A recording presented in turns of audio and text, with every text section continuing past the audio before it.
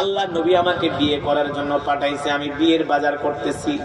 এই অবস্থায় আল্লাহ নবী যুদ্ধের ময়দানে যাবে, আর আমি জুলাইবি বিয়ে করব, বাসর করব, এটা আমার দ্বারা সম্ভব না।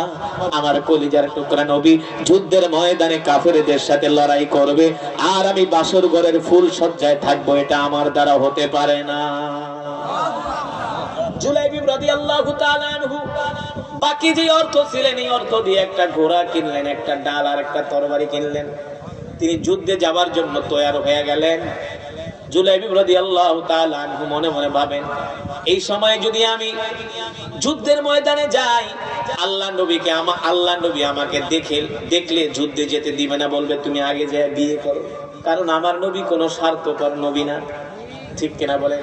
নবী হলেন উম্মতের দরদি নবী, নবী হলেন সাহাবীদের দরদি নবী। আল্লাহ তাআলা কোরআনুল কারীমের মধ্যে সে কথাই বলছেন, ওমা আরসালনাকা ইল্লা রাহমাতাল লিল আলামিন। আল্লাহু আকবার। আমি আল্লাহ তোমাদের মধ্য থেকে তোমাদের জন্য একজন নবী পাঠাইছি, যেই নবী কিনা তোমাদের জন্য রহমত। সুবহানাল্লাহ বলেন। আমি আল্লাহ সমগ্র বিশ্ববাসীর জন্য একজন নবী পাঠাইছি, যেই নবী কিনা তোমাদের জন্য দয়ার নবী, মায়ার নবী। অন্য আয়াতে আল্লাহ তাআলা বলছেন, লাকাদ জাআকুম রাসূলুম মিন আনফুসিকুম আজিজুন আলাইহি মা আনিতুম হারিসুন আলাইকুম বিল মুমিনিনা রাউফুর রহিম। আল্লাহু আকবার। আমি আল্লাহ তোমাদের মধ্য থেকে তোমাদের জন্য যেই নবী পাঠাইছি, সেই নবী তার জীবনের চেয়ে তোমাদেরকে ভালোবাসে। নবীজি আমাদেরকে তার জীবনের চেয়ে আমাদেরকে ভালোবাসে। আজকে যদি আল্লাহ রাসূল বেঁচে থাকতেন, ফিলিস্তিনের একটা মুসলমানের গায়ে ইহুদিরা হাত দিতে পারত না। ফিলিস্তিনের উপরে বোম্বিং তো দূরের কথা, আজকে আরবের শাসকরা তাকায় তাকায় দেখতেছে ফিলিস্তিন দেশটাকে ধ্বংস করে দেয়া হয়েছে। আল্লাহর নবী থাকলে সাহাবীদেরকে নিয়া, উম্মতকে নিয়া আল্লাহর নবী কাফেরদের বিরুদ্ধে লড়াই করতেন।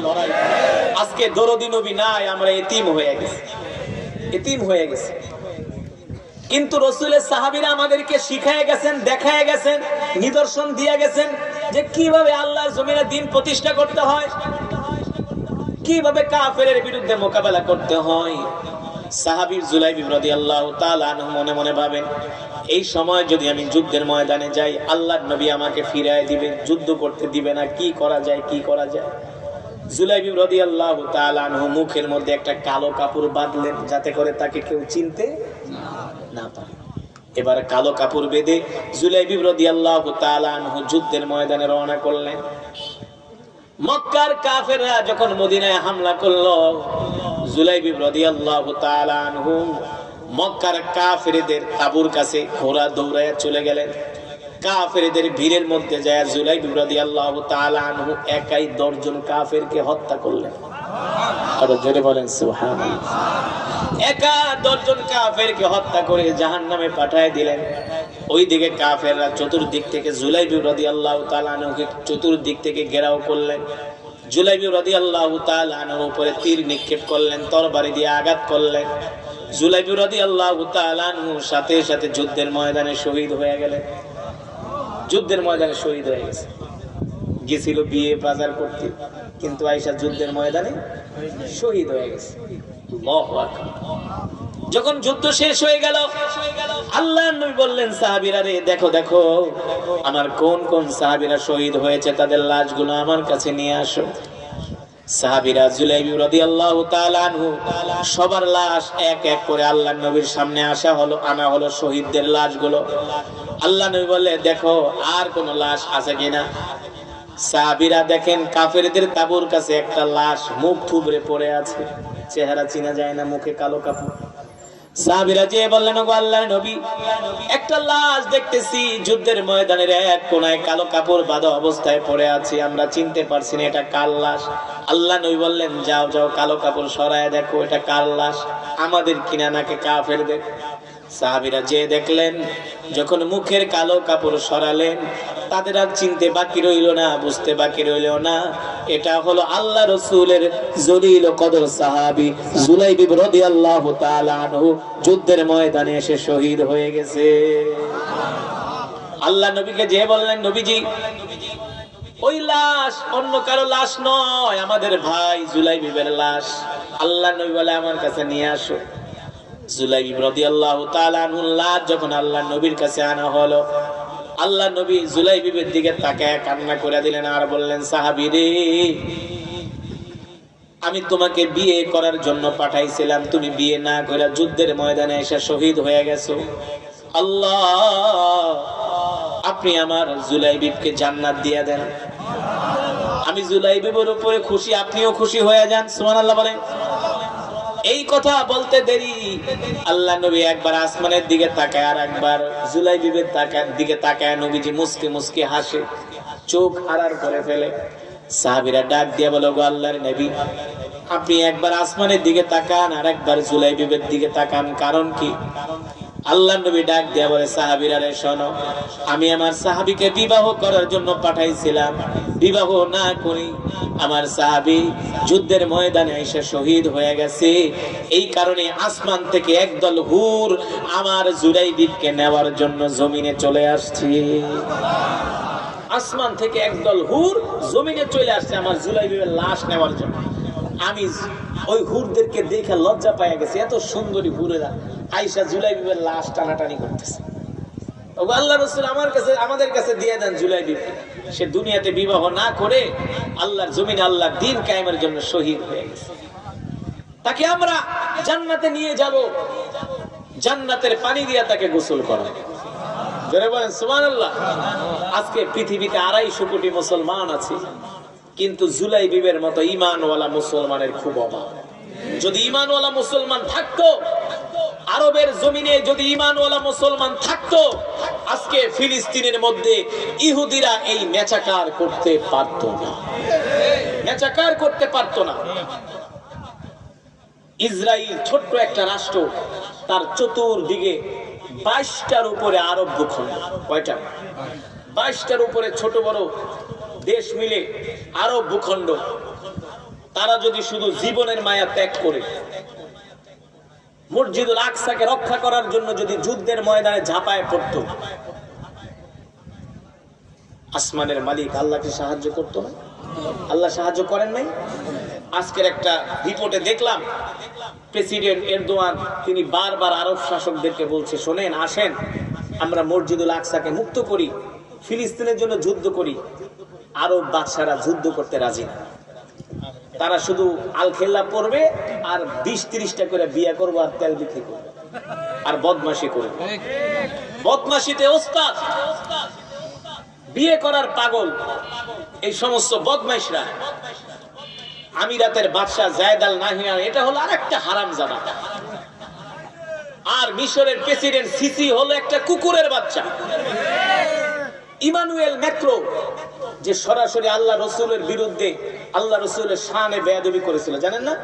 ফ্রান্স থেকে এই গত 2 দিন আগে এইদিকে ফিলিস্তিনে ইসরায়েল বোমা মারতেছে, আর নেতানিয়াহুর ঘনিষ্ঠ বন্ধু ইমানুয়েল ম্যাক্রোর সাথে মিশরের president Abdul Fattah al Sisi ইবনুল কালব, এই কুকুরের বাচ্চা, কায়রোতে বসে তার সাথে এক দস্তরখানে হাজারো রকমের খাবার খেতে, আর ফিলিস্তিনি শিশুরা একটা রুটির জন্য রাস্তা রাস্তা করতেছে। এই হলো আরব রাষ্ট্র নেতাদের অবস্থা। এরদোয়ান বলছে, আসেন আমরা একসাথে যুদ্ধ করি, ফিলিস্তিনকে রক্ষা করি। আরবের বাদশারাকে আমরা অর্থ লাগলে অর্থ দিব, যুদ্ধ যুদ্ধ করতে পারবো না। পারবো কোত্থেকে? পারবে কোত্থেকে? তাদের মাঝে ঈমানের পাওয়ার নাই।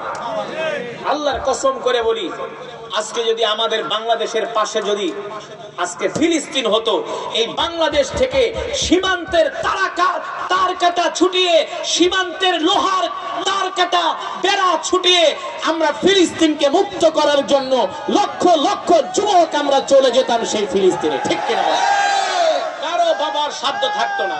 আল্লাহু আকবার। আমরা পারি, আমরা বাঙালি জাতিরা পারি। আমরা এই দেশে 20 লক্ষ রোহিঙ্গাকে আমরা আশ্রয় দিয়েছি। আমাদেরকে সরকার অনুমতি দেয়, আমরা রাখাইন যায় যুদ্ধ করে দখল করি। এটা আমরা পারি। আমরা বীরের জাতি। আমরা 1971 সনে পাকিস্তান হানাদার বাহিনীকে পরাজিত করেছি। ঠিক কিনা বলে? 2024 এসে আরেকজন স্বৈর শাসকের আমরা পতন ঘটাইছি। আমরা পারি। কিন্তু এখান থেকে তো সেই ফিলিস্তিন হলো ৬,০০০ কিলোমিটার দূর। আরব রাষ্ট্ররা যুদ্ধ শুরু করুক, তারপরে বলুক যে বাংলাদেশের যুবকরা আসো, কেউ যুদ্ধ করতে চাইলে দেখবে আমরা লক্ষ লক্ষ যুবক জিহাদের জন্য নাম লেখাবো। তোমরা শুরু করো, আমাদেরকে ডাকো। আমরা মসজিদুল আকসার জন্য আমরা আমাদের স্ত্রীকে বিধবা করতে রাজি আছি, সন্তানকে এতিম করতে রাজি আছি। তোমরা যুদ্ধ শুরু করো, আমাদেরকে ডাকো, আমাদের সুযোগ করে দাও, আমাদেরকে নেওয়ার জন্য বিমান পাঠাও, শিপ পাঠাও, আমাদের ট্রেনিং এর ব্যবস্থা করো। আমরা বাংলাদেশ থেকে প্রয়োজনে ৩০ লক্ষ যুবক আমরা ফিলিস্তিনের জন্য যুদ্ধ করতে রাজি আছি। কিন্তু আরব শাসকরা, ওই হারামজাদারা, যুদ্ধ তো দূরের কথা, এইদিকে ফিলিস্তিনের মুসলমানরা খাবার পায় না, আর ওইদিকে ওরা বড় বড় উট আর দুম্বা দিয়া বারবিকিউ করে।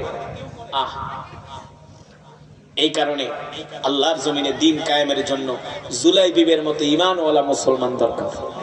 ঠিক কিনা বলেন? জুলাইবিবের মতো ঈমানওয়ালা মুসলমান দরকার।